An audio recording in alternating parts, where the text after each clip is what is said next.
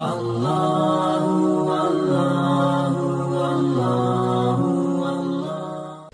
کسی کی اولاد نہیں ہے، وہ میاں بیوی دونوں باوضو قبلہ رخ عشاء کی نماز کے بعد بات آپس میں کوئی نہ کریں اور یہ وظیفہ پورا کریں، پھر دعا کریں، یا اللہ ہو یا مصور ہو یا خالق ہو یا کریم وصلی اللہ علی النبی الامی، انشاءاللہ تعالی اللہ آپ کو اولاد صالح عطا کریں گے۔ اس پر میرا بہت تجربہ ہوا اور ایک مشاہدے کی بات بھی آپ کو بتاتا ہوں۔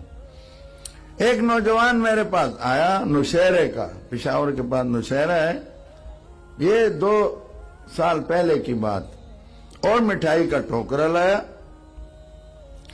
میں اس کو نہیں جانتا تھا، نہ میرا مرید لگتا تھا نہ کوئی شاگرد لگتا تھا، جان پہچان نہیں تھی۔ تو میں نے اس سے پوچھا کہ آپ یہ مٹھائی کس خوشی میں لائے ہو؟ وہ کہنے لگا جی اس نے اپنا واقعہ سنایا، میری شادی ہوئی کئی سال گزرے اور میری اولاد نہیں ہو رہی تھی، اور دوست مجھے تنگ کرتے تھے، تان دیتے تھے، میں بہت پریشان، پشاور مردان کہاں میں علاج کے لیے ڈاکٹروں کے پاس گیا، علاج کوئی فائدہ نہیں ہوا۔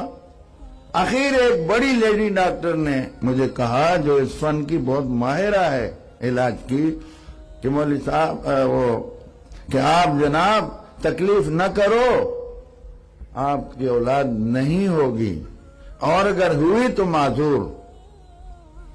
تو یہ جو تھا مولوی نہیں تھا، عام آدمی تھا، تو آپ کی اولاد نہیں ہوگی۔ تو میں بہت پریشان ہوا، مجھے کسی نے تمہارا بتایا، تو میں پھر تمہارے پاس آیا تھا، اور یہ وظیفہ تم نے مجھے بتایا تھا، اور میں نے اور میری اہلیہ نے اس کو پڑھنا شروع کیا۔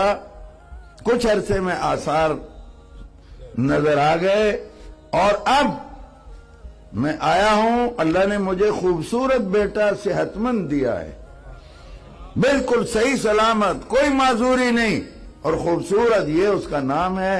اب اس لیے آیا ہوں کہ آپ دعا کریں اللہ اسے حافظ اور عالم